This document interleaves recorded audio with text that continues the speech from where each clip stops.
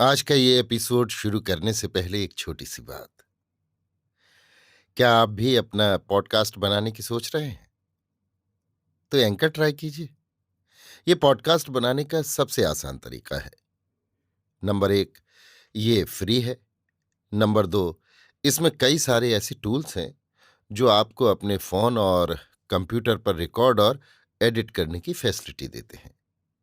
Number 3, आप अपने podcast को डिस्ट्रीब्यूट भी कर सकते हैं, जिससे इसे स्पॉटिफाई और दूसरे प्लेटफॉर्म पर सुना जा सके।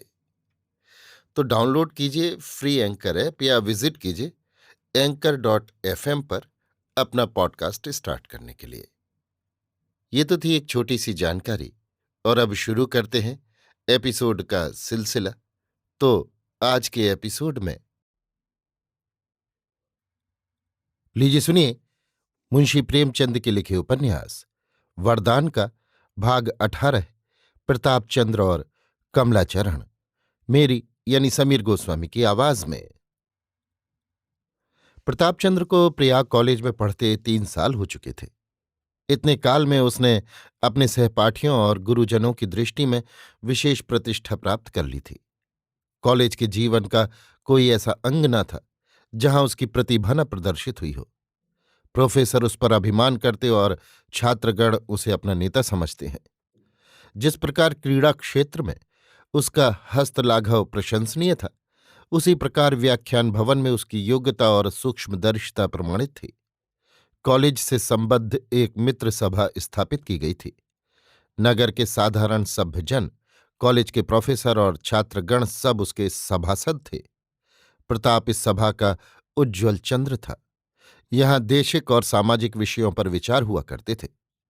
प्रताप की वक्तृताएं ऐसी ओजस्विनी और तर्कपूर्ण होती थीं कि प्रोफेसरों को भी उसके विचार और विषयान्वेषण पर आश्चर्य होता था। उसकी वक्तृता और उसके खेल दोनों ही प्रभावपूर्ण होते थे। जिस समय वो अपने साधारण वस्त्र पहने हुए प्लेटफॉर्म पर जाता, उस समय सभा स्थित लोगों की आंखें उसकी ओर एकटक देखने लगतीं और चित्त में उत्सुकता और उत्साह की तरंगें उठने लगतीं। उसका वाक्चातुर्य, उसके संकेत, उसका मृदुल उच्चारण, उसके अंगोपांग की गति, सभी ऐसे प्रभावपूरित होते थे मानो शारदा स्वयं उसकी सहायता करती है। जब तक वो प्लेटफॉर्म पर रहता, सभासदों पर एक मोहनी सी छाई रहती। उसका एक एक वाक्य हृदय में भिद जाता और मुख से सहसा वाह वाह के शब्द निकल जाते। इसी विचार से उसकी वक्तृताएं प्रायः अंत में हुआ करती थीं, क्योंकि बहुधा श्रोतागण उसी की वाक् तीक्ष्णता का आस्वादन करने के लिए आया करते थे। उसके शब्दों और उच्चारणों में स्वाभाविक प्रभाव था। साहित्य और इतिहास उसके अन्वेषण और अध्ययन के विशेष विषय थे। जातियों की उन्नति और अवनति तथा उसके कारण और गति पर वो प्रायः विचार किया करता था। इस समय उसके इस परिश्रम और उद्योग के प्रेरक तथा वर्धक विशेषकर श्रोताओं के साधुवाद ही होते थे, और उन्हीं को वो अपने कठिन परिश्रम का पुरस्कार समझता था। हाँ, उसके उत्साह की गति देखकर ये अनुमान किया जा सकता था कि वो होनहार विरवा आगे चलकर कैसे फल फूल लाएगा और कैसे कैसे रंग रूप निकालेगा। अभी तक उसने एक क्षण के लिए भी इस पर ध्यान नहीं दिया था कि मेरे आगामी जीवन का क्या स्वरूप होगा।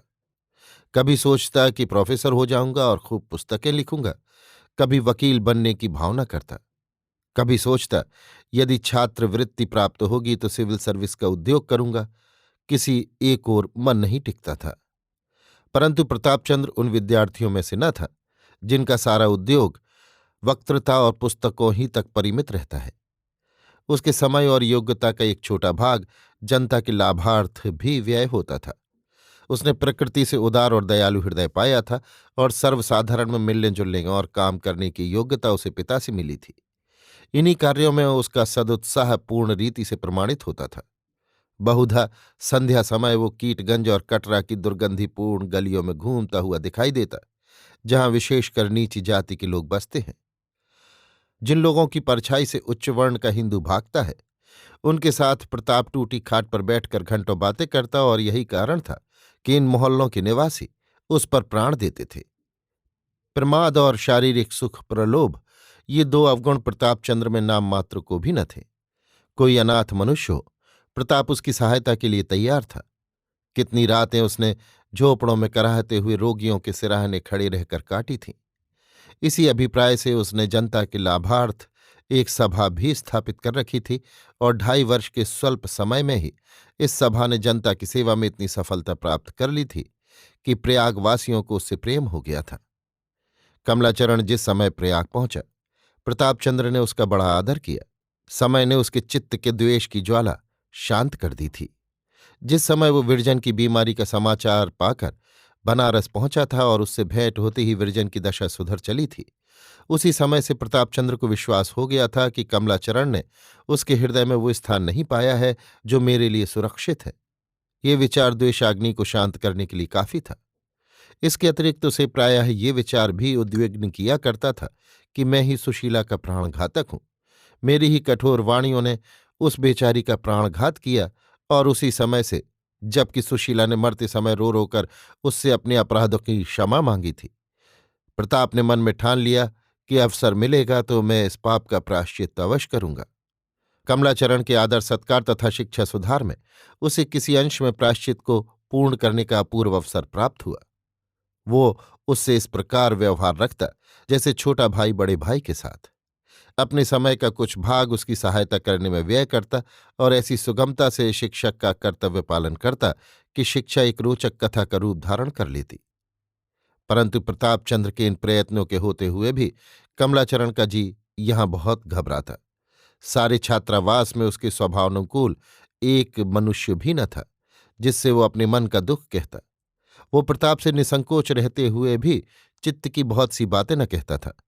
जब निर्जनता से जी अधिक घबराता तो विरजन को कोसने लगता कि मेरे सिर पर ये सब आपत्तियां उसी की लाई हुई हैं। उसे मुझसे प्रेम नहीं, मुख और लेखन का प्रेम भी कोई प्रेम है। मैं चाहे उस पर प्राण ही क्यों न वारूं, पर उसका प्रेम वाणी और लेखनी से बाहर न निकलेगा। ऐसी मूर्ति की आगे जो पसीजना जानती ही नहीं, सिर पटकने से क्या लाभ। इन विचारों ने यहां तक जोर पकड़ा कि उसने विरजन को पत्र लिखना भी त्याग दिया। वो बेचारी अपने पत्रों में कलेजा निकाल कर रख देती, पर कमला उत्तर तक न देता। यदि देता भी तो रूखा और हृदय विदारक। इस समय विरजन की एक एक बात, उसकी एक एक चाल उसके प्रेम की शिथिलता का परिचय देती हुई प्रतीत होती थी। हाँ, यदि विस्मरण हो गई थी तो विरजन की स्नेहमयी बातें, वे मतवाली आंखें जो वियोग के समय डबडबा गई थीं, और वे कोमल हाथ जिन्होंने उससे विनती की थी कि पत्र बराबर भेजते रहना। यदि ये उसे स्मरण हो आते तो संभव था कि उसे कुछ संतोष होता, परंतु ऐसे अवसरों पर मनुष्य की स्मरण शक्ति धोखा दे दिया करती है। निदान कमलाचरण ने अपने मन बहलाव का एक ढंग सोच ही निकाला। जिस समय से उसे कुछ ज्ञान हुआ, तभी से उसे सौंदर्य वाटिका में रमण करने की चाट पड़ी थी। सौंदर्योपासना उसका स्वभाव हो गई थी। ये उसके लिए ऐसी ही अनिवार्य थी जैसे शरीर रक्षा के लिए भोजन। बोर्डिंग हाउस से मिली हुई एक सेठ की वाटिका थी और उसकी देखभाल के लिए एक माली नौकर था। उस माली के सरयू देवी नाम की एक कुंवारी लड़की थी। यद्यपि वो परम सुंदरी न थी, तथापि कमला सौंदर्य का इतना इच्छुक न था जितना किसी विनोद की सामग्री का। कोई भी स्त्री जिसके शरीर पर यौवन की झलक हो, उसका मन बहलाने के लिए समुचित थी। कमला इस लड़की पर डोरे डालने लगा। संध्या समय निरंतर वाटिका की पटरियों पर टहलता हुआ दिखाई देता। और लड़के तो मैदान में कसरत करते, पर कमलाचरण वाटिका में आकर ताक झांक किया करता। धीरे धीरे सरयू देवी से परिचय हो गया। वो उससे गजरे मोल लेता और चौगुना मूल्य देता। माली को त्योहार के समय सबसे अधिक त्योहारी कमलाचरण ही से मिलती। यहां तक कि सरयू देवी उसके प्रीतरूपी जाल का आखेट हो गई और 2-1 बार अंधकार के पर्दे में परस्पर संयोग भी हो गया। एक दिन संध्या का समय था। सब विद्यार्थी सैर को गए हुए थे। कमला अकेला वाटिका में टहलता था और रह रहकर माली के झोपड़े की ओर झांकता था। अचानक झोपड़े में से सरयू देवी ने उसे संकेत द्वारा बुलाया। कमला बड़ी शीघ्रता से भीतर घुस गया। आज सरयू देवी ने मखमल की साड़ी पहनी थी जो कमला बाबू का उपहार थी। सिर में सुगंधित तेल डाला था जो कमला बाबू बनारस से लाए थे, और एक छींट का सलूका पहने हुए थी जो बाबू साहब ने उसके लिए बनवा दिया था। आज वो अपनी दृष्टि में परम सुंदरी प्रतीत होती थी।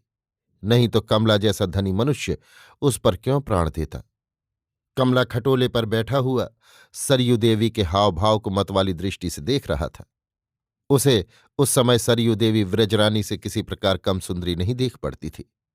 वर्ण में तनिक सा अंतर था, पर ये ऐसा कोई बड़ा अंतर नहीं। उसे सरयू देवी का प्रेम सच्चा और उत्साहपूर्ण जान पड़ता था, क्योंकि वो जब कभी बनारस जाने की चर्चा करता तो सरयू देवी फूट फूट कर रोने लगती और कहती कि मुझे भी लेते चलना, मैं तुम्हारा संग न छोड़ूंगी। कहाँ ये प्रेम की तीव्रता व उत्साह का बाहुल्य, और कहाँ विरजन की उदासीन सेवा और निर्दयतापूर्ण अभ्यर्थना। कमला अभी भली भांति आंखों को सेंकने भी न पाया था कि अकस्मात माली ने आकर द्वार खटखटाया। अब काटो तो शरीर में रुधिर नहीं, चेहरे का रंग उड़ गया। सरयू देवी से गिड़गिड़ाकर बोला, मैं कहाँ जाऊं? सरयू देवी का ज्ञान आप ही शून्य हो गया। घबराहट में मुख से शब्द तक न निकला। इतने में माली ने फिर किवाड़ खटखटाया। बेचारी सरयू देवी विवश थी। उसने डरते डरते किवाड़ खोल दिया। कमलाचरण एक कोने में श्वास रोककर खड़ा हो गया। जिस प्रकार बलिदान का बकरा कटार के तले तड़पता है, उसी प्रकार कोने में खड़े हुए कमला का कलेजा धड़क रहा था। वो अपने जीवन से निराश था और ईश्वर को सच्चे हृदय से स्मरण कर रहा था और कह रहा था कि इस बार इस आपत्ति से मुक्त हो जाऊंगा तो फिर कभी ऐसा काम न करूंगा। इतने में माली की दृष्टि उस पर पड़ी। पहले तो घबराया, फिर निकट आकर बोला, ये कौन खड़ा है? ये कौन है? इतना सुनना था कि कमलाचरण झपट कर बाहर निकला और फाटक की ओर जी तोड़कर भागा। माली एक डंडा हाथ में लिए लेना लेना भागने न पाए कहता हुआ पीछे पीछे दौड़ा। ये वही कमला है जो माली को पुरस्कार व पारितोषिक दिया करता था, जिससे माली सरकार और हुजूर कहकर बातें करता था। वही कमला आज उसी माली के सम्मुख इस प्रकार जान लेकर भागा जाता है। पाप अग्नि का वो कुंड है जो आदर और मान, साहस और धैर्य को क्षण भर में जलाकर भस्म कर देता है। कमलाचरण वृक्षों और लताओं की ओट में दौड़ता हुआ फाटक से बाहर निकला। सड़क पर तांगा जा रहा था। उस पर जा बैठा और हाँफते हाँफते अशक्त होकर गाड़ी के पटरे पर गिर पड़ा। यद्यपि माली ने फाटक तक भी पीछा न किया था, तथापि कमला प्रत्येक आने जाने वाले पर चौंक चौंक कर दृष्टि डालता था, मानो सारा संसार उसका शत्रु हो गया है। दुर्भाग्य ने एक और गुल खिलाया। स्टेशन पर पहुंचते ही घबराहट का मारा गाड़ी में जाकर बैठ तो गया, परंतु उसे टिकट लेने की सुधि ही न रही, और न उसे ये खबर थी कि मैं किधर जा रहा हूं। वो इस समय इस नगर से भागना चाहता था, चाहे कहीं हो। कुछ दूर चला था कि एक अंग्रेज अफसर लालटेन लिए आता दिखाई दिया। उसके संग एक सिपाही भी था। वो यात्रियों का टिकट देखता चला आता था, परंतु कमला ने जाना कि कोई पुलिस का अफसर है। भय के मारे हाथ पांव सनसनाने लगे, कलेजा धड़कने लगा। जब तक अंग्रेज दूसरी गाड़ियों में जांच करता रहा, तब तक तो वो कलेजा कड़ा किए किसी प्रकार बैठा रहा, परंतु ज्यों ही उसके डब्बे का फाटक खुला, कमला के हाथ पांव फूल गए, नेत्रों के सामने अंधेरा छा गया। उतावलेपन से दूसरी ओर का किवाड़ खोलकर चलती हुई रेलगाड़ी पर से नीचे कूद पड़ा। सिपाही और रेल वाले साहब ने उसे इस प्रकार कूदते देखा तो समझा कि कोई अभ्यस्त डाकू है। मारे हर्ष के फूले न समाये कि पारितोषिक अलग मिलेगा और वेतनोन्नति अलग होगी। झट लाल बत्ती दिखाई। तनिक देर में गाड़ी रुक गई। अब गार्ड, सिपाही और टिकट वाले साहब कुछ अन्य मनुष्यों के सहित गाड़ी से उतर पड़े और लालटेन ले लेकर इधर उधर देखने लगे। किसी ने कहा, अब उसकी धूल भी न मिलेगी, पक्का डकैत था। कोई बोला, इन लोगों को काली का इष्ट रहता है, जो कुछ न कर दिखाएं थोड़ा है। परंतु गार्ड आगे ही बढ़ता गया। वेतन वृद्धि की आशा उसे आगे ही लिए जाती थी, यहां तक कि वो उस स्थान पर जा पहुंचा जहां कमला गाड़ी से कूदा था। इतने में सिपाही ने गड्ढे की ओर संकेत करके कहा, देखो वो श्वेत रंग की क्या वस्तु है? मुझे तो कोई मनुष्य सा प्रतीत होता है। और लोगों ने देखा और विश्वास हो गया कि अवश्य ही दुष्ट डाकू वहां छिपा हुआ है। चलकर उसे घेर लो ताकि कहीं निकलने न पावे।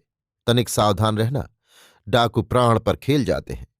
गार्ड साहब ने पिस्तौल संभाली, मियाँ सिपाही ने लाठी तानी। कई यात्रियों ने जूते उतारकर हाथ में लिए कि कहीं आक्रमण कर बैठा तो भागने में सुविधा होगा।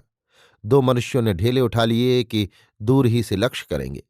डाकू के निकट कौन जाए, किसे जी भारी है। परंतु जब लोगों ने समीप जाकर देखा तो न डाकू था, न था डाकू का भाई, किंतु एक सभ्य स्वरूप, सुंदर वर्ण, छरहरे शरीर का नवयुवक पृथ्वी पर औंधे मुख पड़ा है और उसके नाक और कान से धीरे धीरे रुधिर बह रहा है। कमला ने इधर सांस तोड़ी और विरजन एक भयानक स्वप्न देखकर चौंक पड़ी। सरयू देवी ने विरजन का सुहाग लूट लिया। अभी आप सुन रहे थे मुंशी प्रेमचंद के लिखे उपन्यास वरदान का भाग 18, प्रताप चंद्र और कमला चरण, मेरी यानी समीर गोस्वामी की आवाज में।